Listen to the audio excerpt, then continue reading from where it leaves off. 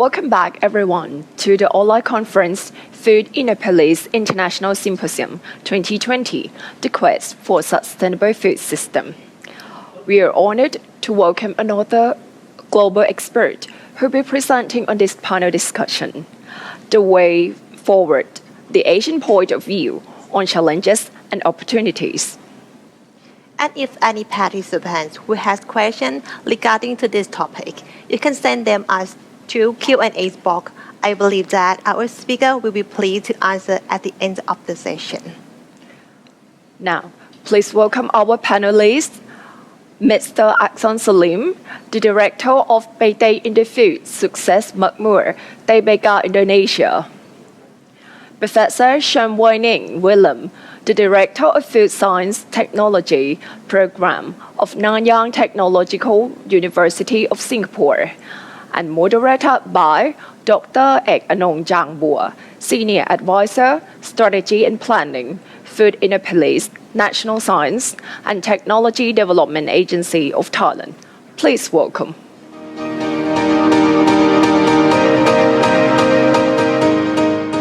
Good morning, everyone, and good morning, Professor Chen and Mr. Salim. Thank you very much for joining us today for our first discussion point for FIIS 2020s. So we're going to have today about 50 to 55 minutes for the discussion. And as the moderator, the MC said, our session is a way forward for ASEAN points of view on challenges and opportunities.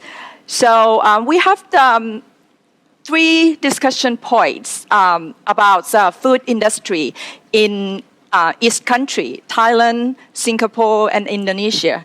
And then also we're going to talk about consumer behavior, their changing lifestyle during the COVID-19 pandemics and the post situation.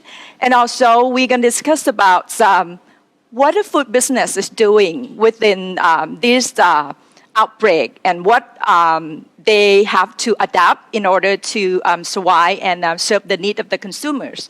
So let me spend a few minutes at the beginning to have both of you introduce your organization a little bit, what the PT Indonesian Food and what is NTU doing in just a few minutes. Can I start with Professor Chen first, please? Hi, good morning, everyone.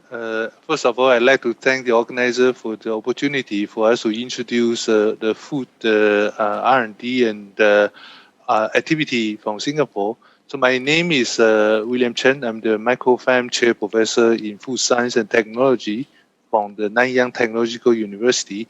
What we have been doing is complement what has been going on in Singapore. And in particular, we look at food security from more than just making food available, but also how we can reduce food waste effectively. So our technology innovation mainly focus on developing simple and cost-effective way to reduce food waste. And all these would actually help the Singapore government to actually reduce the burden on food import and also address the nutrition requirement for the aging population. So I will elaborate a little bit more later if there's opportunity. Thank you.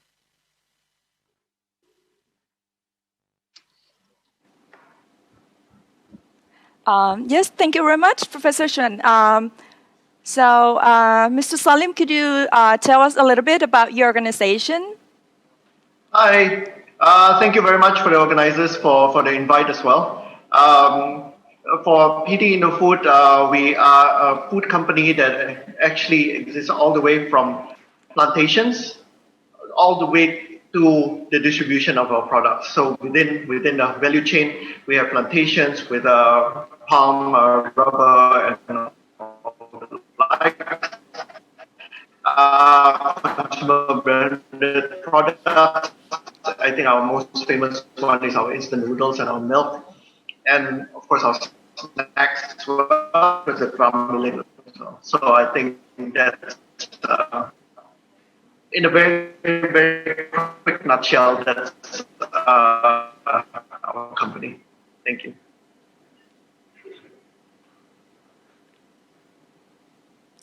Okay,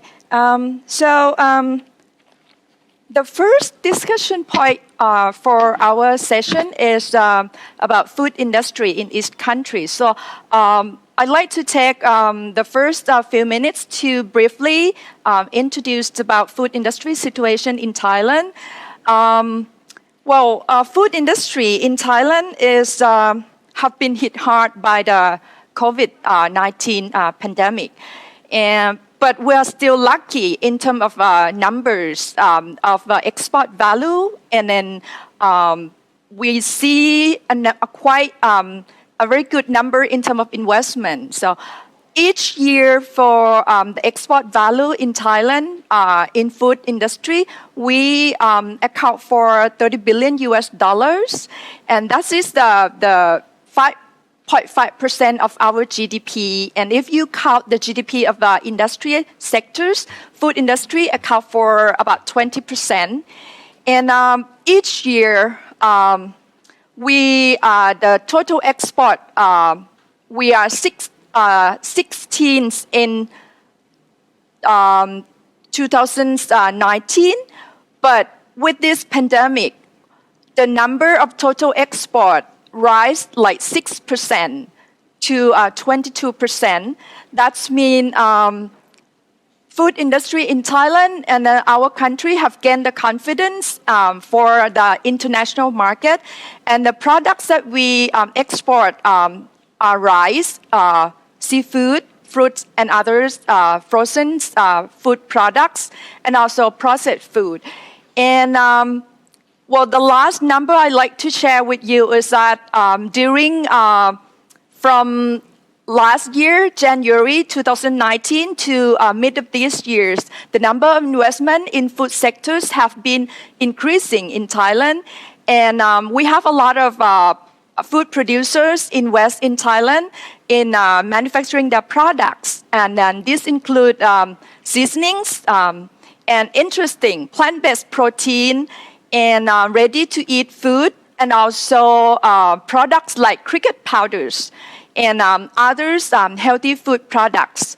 So this is the situation in Thailand. So I'd like to ask our panelists. May I start with Professor Chen first? Can you share with us a little bit what is the food industry situation in Singapore? Thank you, Dr. Akeanong. Food industry in Singapore is very much on the manufacturing side. As you may know, Singapore is a small island city-state, and we have very little land for farming, about 1% out of the 700 square kilometer square that we have. So very much we rely on food import. More than 90% of the food in Singapore is imported from more than 180 countries. So if you look at the world map, it's about there are about 190 countries. So we almost import food from around the world, from almost every country. So this has a serious issue here in the context of climate change and global warming, and more increasingly, more acutely due to this ongoing COVID-19 pandemic, because we have seen that the supply chain has been severely disrupted, including for food.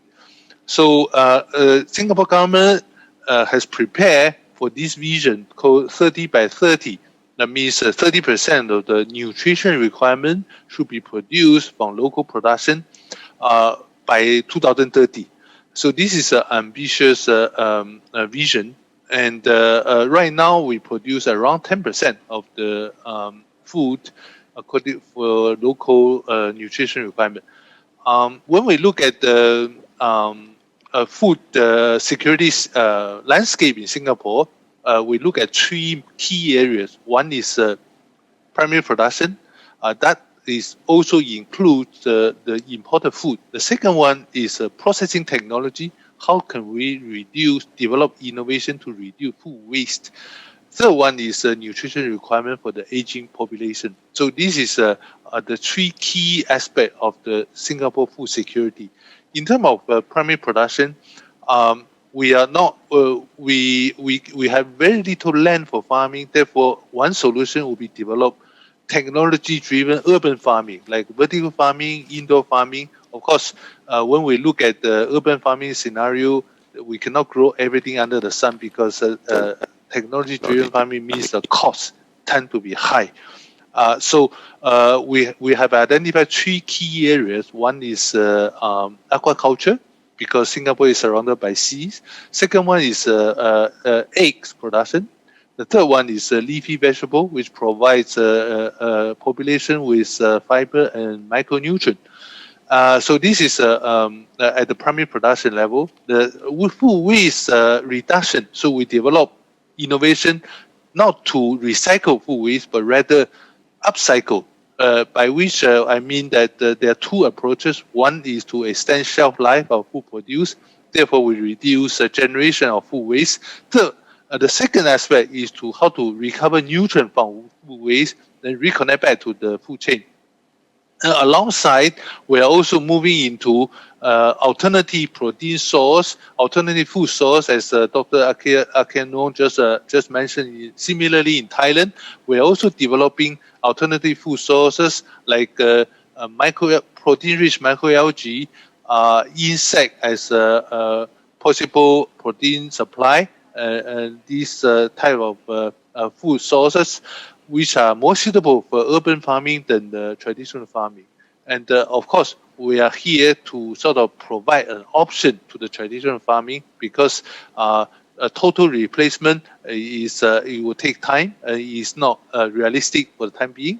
We're also pushing more on the plant-based source of for food and nutrition. That would come along the way, because we also need to know how much is enough, because otherwise we generate a lot of food waste, and then we produce food that may not be appreciated by the elderly, aging population. So we are looking at establishing an effective urban food system consisting of this effective urban farming, primary production, maximizing the food utilization, so to reduce food waste, and then taking into consideration on what is really needed for the nutrition requirement. So this is what is happening right now in Singapore. Okay, thank you very much, Professor Chen. That's very much interesting, what you have been doing in Singapore, and then I think several points or several practice or what the government have been supporting industry, and what the policies you put in place that could be learned from Singapore experience. And so let's just move to Indonesia. Professor Salim, would you like to share the situation in Indonesia for us? I'm not a professor yet. Oh, sorry, Mr. Salim. Okay. Yeah, but thank you so much. Yes, so I hope I'll be able to share some of the advancements and things that are happening since the COVID pandemic. Yeah. So let me start with a few days before the Indonesian government actually announcing the social distancing measures. Rumors had already been circulating, and that's when people started stocking up for basic necessities. We started seeing empty shelves everywhere in the social media and news channels, and people were starting to panic buy. I think that's when we started understanding that food accessibility is actually a form of security in times of crisis and of the food industry is that we have to make sure that there is enough food, or else there'll be uneasiness amongst the people and may result in a social unrest. So two factors come to mind. I think, how do we maintain a constant flow of food products, and how do we make sure that we keep our workers in the food production and supply chain healthy and safe? We are challenged to review all of our protocols and procedures and procedures for our drivers, delivery staff, visitors, and even workers coming in and out of our factories to make sure that the COVID doesn't enter our premises, as food safety and trust is one of the most important in any food industry. So manufacturing is only a small part of the complex network of people, activities, and getting from farm to plate. So the food system includes everyone and everything from growing, supplying, producing, transporting, and of course buying and consuming. So I will try to highlight in a very short time, the two big issues that arises: world trade and food security, and income disparity. So even though Indonesia's food balance for most remains safe for most of the major commodities, Indonesia is dependent on imports to meet the domestic demands. Exporting countries such as Vietnam, Thailand, USA, Brazil were prioritizing their domestic needs. And a quick snapshot: main commodities increased prices such as wheat, corn, rice about 5 to 20%, while commodities such as shallot and sugar actually increased by 30% during the beginning of the pandemic. So the government had to put in place several policies and interventions related to trade, logistics, and agriculture. And the Ministry of Trade issued a relaxation of imports for horticulture commodities such as garlic and onions. And the presidential also issued the presidential regulation to simplify import licensing during the pandemic. And the prices of raw materials have since stabilized. And of course, we cannot overlook the chain of effects of lockdowns and financial problems of the businesses, in turn causing a lot of unemployment. The pandemic has put to light the disparities that the country's economic growth across various classes. Workers from informal industry who has been told to stay home during the social distancing measures have been hit the hardest as they depend on day-to-day paycheck. So the social distancing measures due to COVID has displaced millions of people, and due to the last count is about 3 million people. And because of this, households have to sacrifice the quality and quantity of their food consumption. And also there's about 380,000 people last count that's being laid off, and 1.3 million people that are being asked to stay home or experience pay cuts as well. So the government had to roll out a range of social safety net schemes in order to protect the population impacted by the economic shocks from the pandemic. And the government of Indonesia has allocated about $46 billion for response measures. And with that, the government financial and social assistance to those most vulnerable has been crucial to help mitigate the impact of COVID-19, and comes in shape of distribution of finance and also necessity of rice, cooking oil, and even protein. So I hope this will have set up an understanding and a picture of what has happened during the COVID pandemic, and for further discussion through our panel discussion. Thank you very much, Mr. Salim.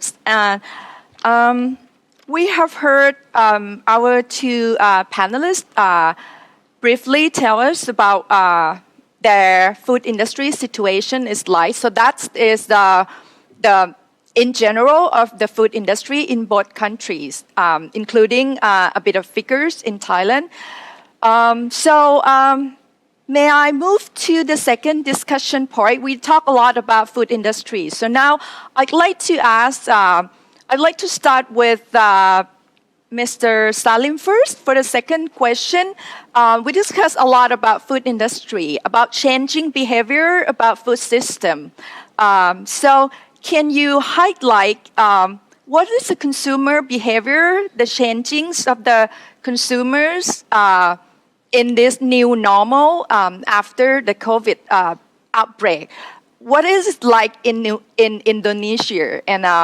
And then I'd like to follow Mr.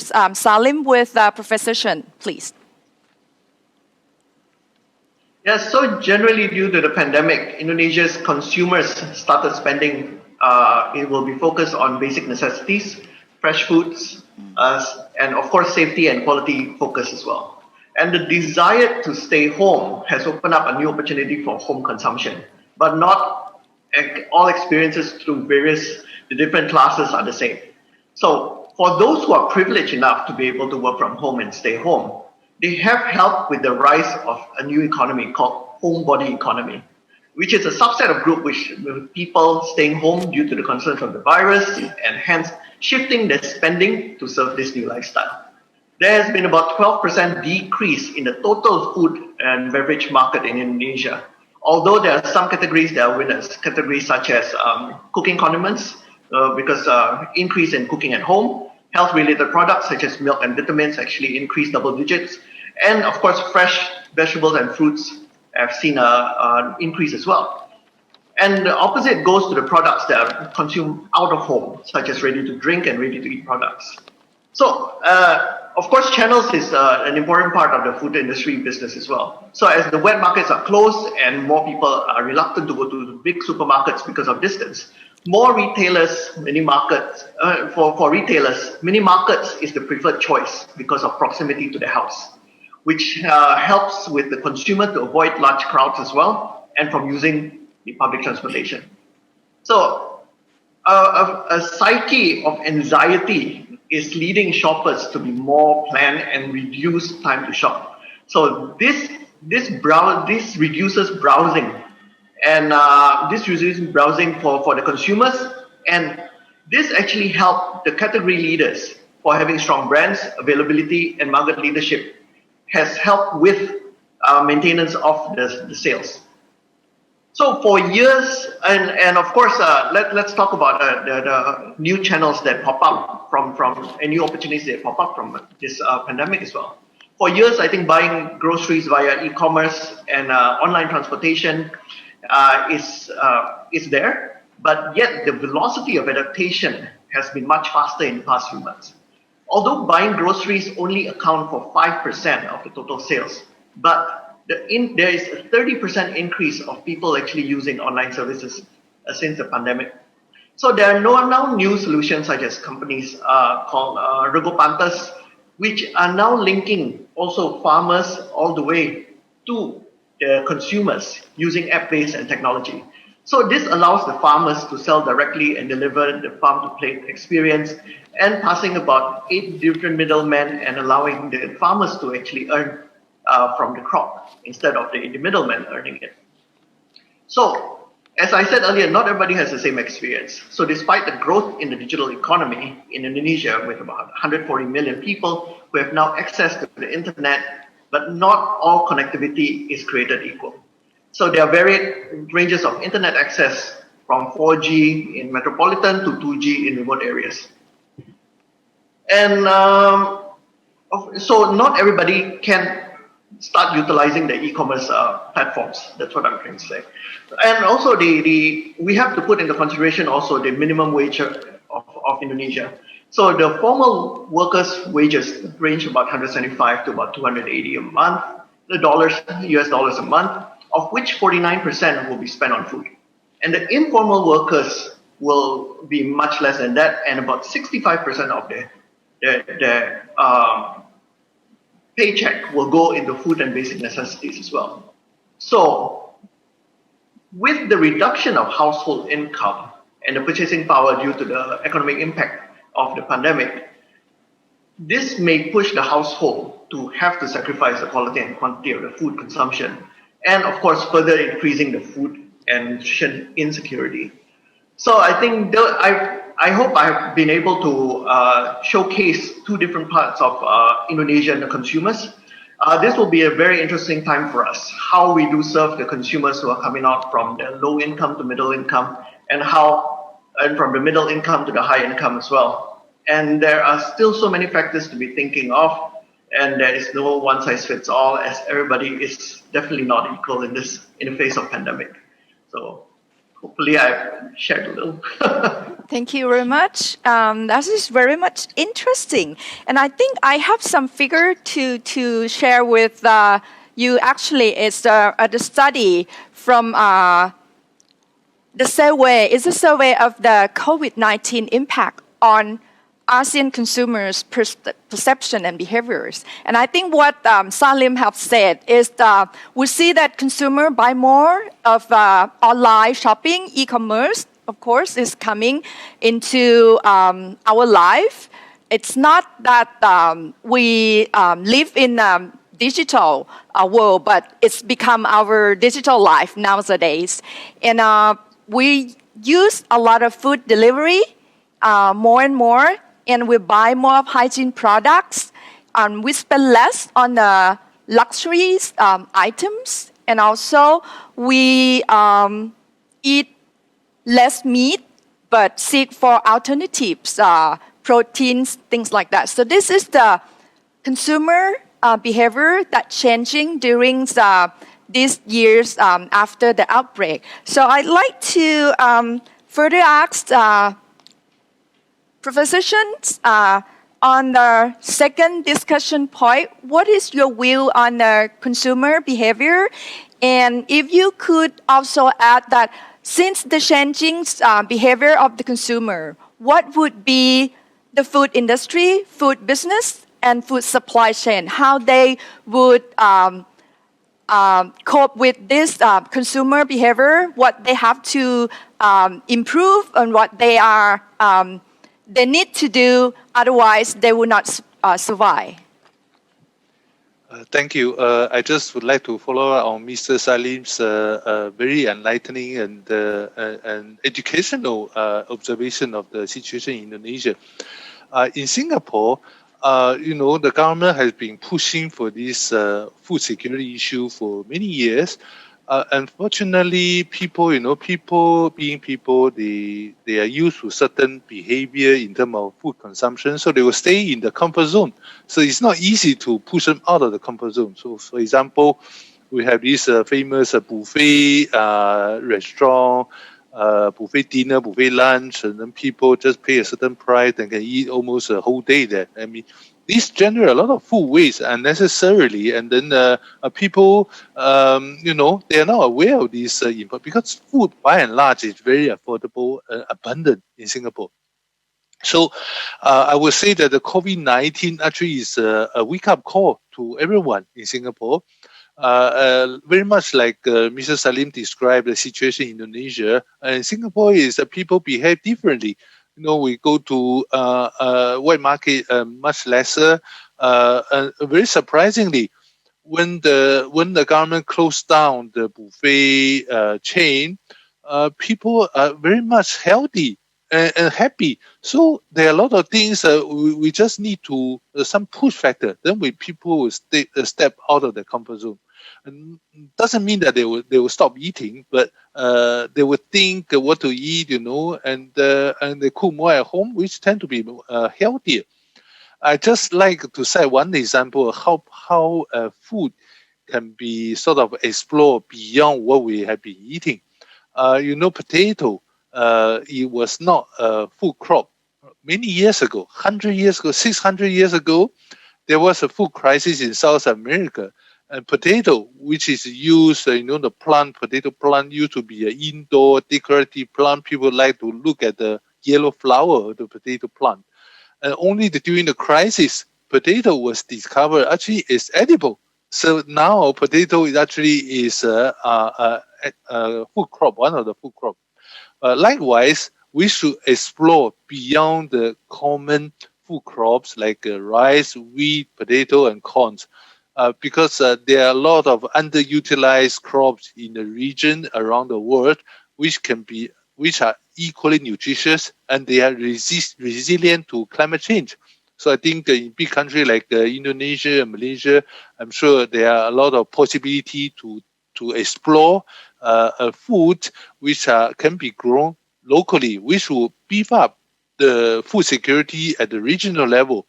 From Singapore point of view, we are looking into exploring alternative food sources which are more suitable for urban setting. For example, plant-based protein, cellular agriculture, meaning that growing meat from the insulated environment. And as I mentioned earlier, protein-rich microalgae can be also grown effectively using cost-effective technology. In terms of consumer behavior, here we can see that the online ordering and food delivery through this online ordering become a very much something of the commonplace. Importantly, Singapore, we are also looking at how to monitor the food safety through this Internet of Things, and making sure that everyone stays healthy and safe. So in time to come, risk assessment of novel food, consumer behavior towards novel food will be very much on the agenda, and so much so together with monitoring of food supply chain. This will be a part and parcel of the efficient urban food system that I mentioned at the beginning. So we're also working, Singapore being very small, whatever we develop can only have certain impact for Singaporeans. But in terms of beyond Singapore, there's almost no impact. So the idea here is actually to work hand in hand with regional countries like Indonesia, Malaysia, and Vietnam, and Thailand. So to sort of create a win-win situation, we can actually, for example, I've been invited as a visiting professor by Indonesian University Brawijaya. We just finished a series of workshops. So through this exchange of technology and ideas, how to implement the technology in the local agriculture and aquaculture setting, then we can actually create a win-win situation. And when there's a saying to say that if we want to go fast, we go alone. But if we want to go far, we go together. So this is exactly the spirit of the Singapore government's push for the food security. So through establishing this urban food system, we actually try to work together with our neighboring countries to sort of validate and then implement the urban farming system in the city. And this has another consideration because it was estimated that in 30 years' time, more than 70% of the world population will be living in urban areas. So urban farming, urban food system will have a bigger role to play in time to come. So we hope to work really with a neighboring country to sort of share the technology and validate the technology and implement so that everyone grow together. That's my share from Singapore. Thank you very much. I think we see similar pattern of consumers' behavior and their new normal lifestyle. So they concern more of the healthy food. They are more health conscious. They tend to buy things for functional and benefits rather than tests. And then they tend to, sometimes they even spend more money. They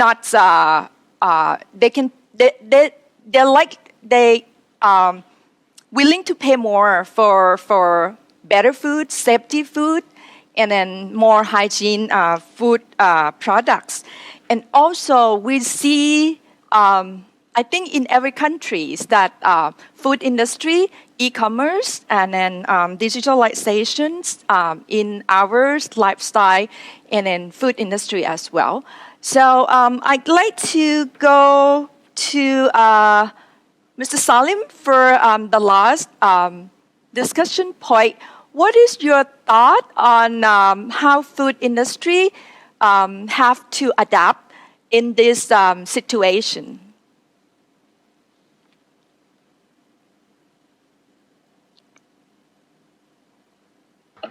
I think we should not only think of what will happen during the COVID, after COVID. I think it's in any kind of food industry, any problem is more midterm to long term. So I do agree with Professor on the fact that we need to start localizing. I think Asia itself has a very strong jamu herb culture. I think in Singapore, I think it's the whole Chinese herb medicinal. I think the whole medicinal herb culture is very strong in Indonesia, and I'm very sure that in Thailand as well. I think the whole local knowledge, local culture is there. So in Indonesia, I think I'm just gonna reflect, and actually we've done a research, and there's actually 50,000 plants in Indonesia that is edible that has not been actually any kind of research. I mean, not much been done, but I hope NTU will be able to help Indonesia look into that, I think. So, yeah, I think there's a lot of opportunity. Products such as turmeric has started going abroad and starting to see a lot of big companies actually utilizing it, or international brands utilizing it as well. So I think that's a very big opportunity of where it is, like the whole jamu. And of course, another big opportunity is moringa, with its very strong nutritional protein and the folic acids and the likes within the moringa that can be used to combat malnutrition.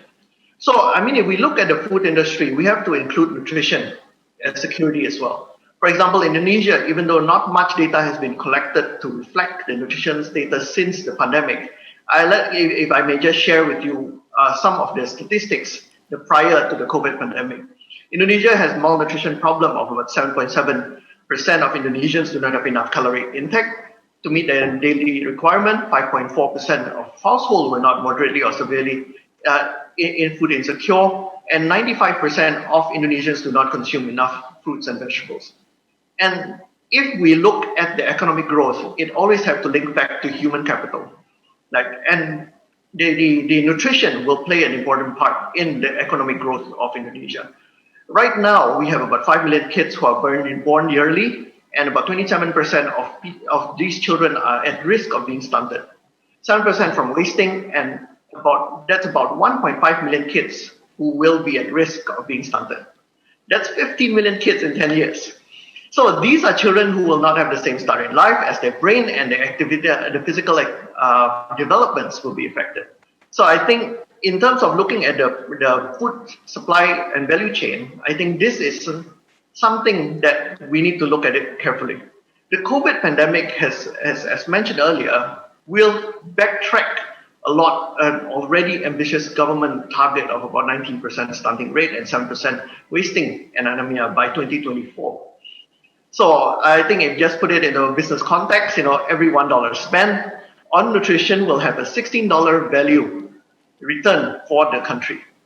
So, and also I think I'm gonna hopefully I'll be talking to Professor Chen about this a lot more, because I do believe that globally there's a mismatch between hunger level and food waste. There is nearly 690 million people globally who are hungry, or that's about 8.9% of the world population. And yet 30% of the food produced around the world is lost or wasted. So I think this is something that I would love to learn a lot more from Professor Chen. And, I mean, in the end of the day, it's all about the food supply chain, production, post-harvest, storage, processing, and distribution. So that's 1.3 billion tons of food, or about 1 trillion of economic costs that could be more effectively used.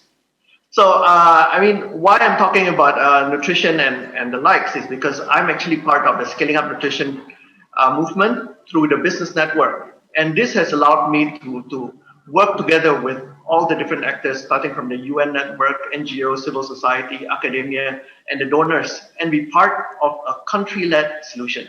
So the KPIs and the goals will be coming from the country. And now we are present in about 60 different countries. And in Indonesia, we have about 25 companies that has joined our network. And globally, we have about 600 companies that is already part of the network as well. So how can businesses be part of the solutions to help government efforts to help solve malnutrition? So these are just some food for thought, pun intended, that the community will need to find solutions for. Hence, I do believe that conferences like this, like FIIS, is very important as we get the different actors, and I get to meet people like Professor Chen, to actually learn a lot more about the different subjects and help to start understanding the different parts of the food industry. So, okay. Thank you very much. I think we have 10-15 minutes for the session. Professor Chen, I think you can stay with us for 10 more minutes. There's a few questions for you. I know that you have class at 11:30. I'll try to finish at 11:30. So first question from the audience. maybe both of you, we discussed about consumer behavior, but the question is particularly on the buying the consumers, particularly the senior people. What they changing behaviors in buying food products in these pandemics in your countries. Professor Chen, first, please. Well, first, I'd like to thank Mr. Salim for his kind word. I think being all in the Southeast Asia, our views naturally would converge very easily, especially in time of crisis. So I look forward to communicating more with Mr. Salim after this conference. So to answer the Dr. Akeanong's question on the audience, I think education, consumer education, is extremely important. I go a lot onto the TV channels, to share with consumers what are the options. So important thing is that we do not use black and white strategy, but we use this option to sort of make consumer realize that there are a lot of options around us. Just cite one example is meat, right? We talk about frozen meat and then chill meat. Actually, we use technology to demonstrate that the frozen meat is more nutritious, tastes better. And so actually, the media can play a simple but very important role in consumer education. In terms of elderly buying, I think there are two key factors in consumer behavior towards alternative food. One is the cost, second is the taste. Mm-hmm. So if we can actually convince the consumer that both of these factors are equally are well preserved, they would not mind to try new things. So in this aspect, I think we also need to highlight the importance of food security, nutrients, as Mr. Salim rightly pointed out. Amount is no longer important. Amount of food is no longer important. It's a nutrition value. So therefore, when we talk about Singapore government push for 30 by 30, we highlight on the 30% of nutrition requirement, not the amount of food. So I hope I have answered the question. Thank you very much. So, Mr. Salim, so what about senior buyers in Indonesia? How they're changing behaviors in this new normal? I think I did mention earlier, I think one of the, of course, in any kind of health pandemic, we do start looking at what our own diets is. So I think the health products such as milk and vitamins has started seeing a lot of higher growth, because I think people were more inclined to try to increase their immunity and help with the helping their own health. So I think those are the two categories that actually started increasing with double-digit growth. And also, I think there was a push from government saying that there's an opportunity for you to increase your immunity using the localized herbs. So I think that actually helped with the increase in understanding what the new herbs or the traditional medicinal values of our country has. So I think that did help a lot in helping to educate the consumers. But in the end of the day, I think I do agree with Professor. It's all about education. It's how can we reach out to the people and helping them to understand what is necessary and what is important for the diets. So I think we've, on a personal level, I think we've done a few projects trying to reach out to the adolescent girls in order to help them to understand what is the importance of like folic acid, iron, so that when they grow up, they won't have anemia and the likes. So I think that actually will help a lot in the future of for food industry in the region, I think. So hopefully that helps. Thank you very much. So the bottom line for the food in these days is it has to be good food and also tasty, right? So Yeah. for all consumers, all ages. So maybe I can, yes? I like to add on that in addition to this sort of education, not only is important for sort of make consumer choose better, wider, but it's also help to push the urban farming system and food system locally because through this urban farming or in Indonesia or Thailand traditional farming practices, the important thing is we have to increase consumer buy-in. So if only when we have a greater consumer awareness of local produce, then we can actually push to a higher level of the local food industry, and then in the process lower the cost of this farming practice. So I think this is another point I'd like to bring out, that increased consumer buy-in is equally important to sort of lower down the cost of production and propagate the local food produce, which actually enhance our local food security, regional, what I mean is, yep. Okay, thank you. You mentioned about urban farming. So I'd like to ask Mr. Salim, when you speak of urban farming, so what scale do you mean by urban farming? I think it was Professor who was mentioning about urban farming. Yeah. So, but I do believe that holds something that's very important, though. I think the proximity of the farms to the consumers, I think, is very important. I think even that's when the freshness will come, and I think that's when the cost also will come because of the transportation cost. So I do believe that is one of the solutions that we need to start looking at, especially as I think Professor did mention that 60% of the global will be living in urban. I think that will be a very important statistic for us to look into urban farming very carefully. But Indonesia still has a lot of land as well, though. That's how maybe we should start utilizing the lands as well. Yeah.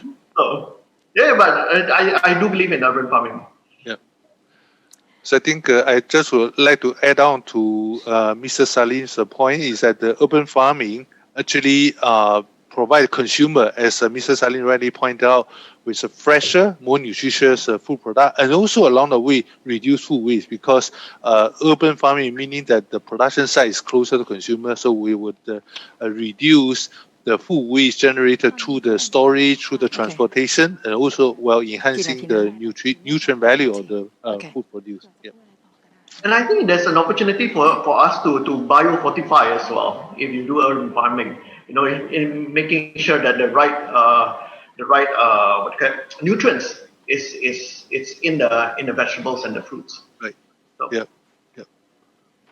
Okay, so we come to the end of the sessions. I think I have a few minutes for both of you to say a few words before we close the session. So may I start with Professor Chen first? First of all, it's an honor to be here with this distinguished panelist, Mr. Salim. As I mentioned throughout this session, the solution lies in our innovative mindset and approaches.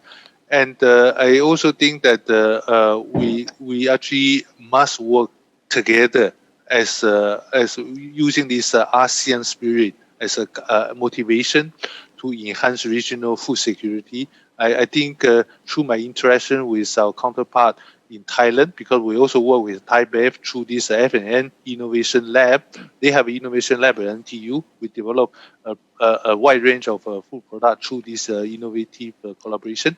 So through this collaboration with regional partners, Thailand, Malaysia, Vietnam, and Indonesia, then we can achieve really a greater synergy in the implementing food innovation, improve the farming practices, and then enhancing regional food security. I'm sure there will be plenty of opportunities.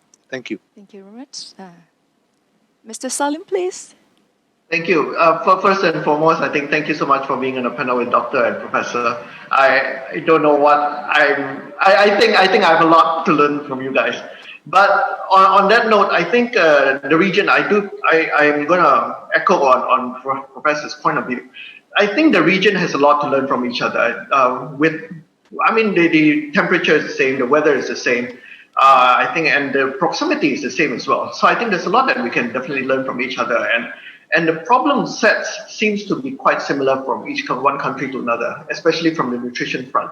So I do believe that I think collaboration is key. How can we get the different players to work together? Starting from the academia, with the government, with private sector, how we can work together to find solutions for the future.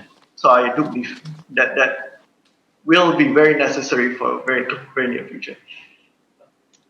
Okay, thank you very much for both of you. And I think we come to the end of the sessions. And on behalf of the organizers, Food Innopolis, I'd like to thank both of you, Professor Chen and Mr. Salim from Singapore and from Indonesia, to spare your time and then share with us your thought on your point of views on the challenges and opportunity for food industry, focusing pretty much on the consumers' behavior.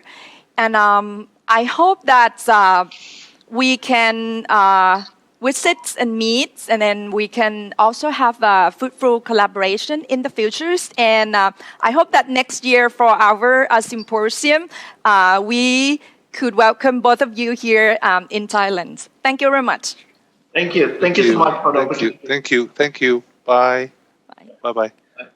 Thank you very much, Mr. Salim, Professor Chen, and for an interesting talk, and Dr. Akeanong for moderating in this session. Before we go into the next session, let's have our lunch and please be back on 1 p.m.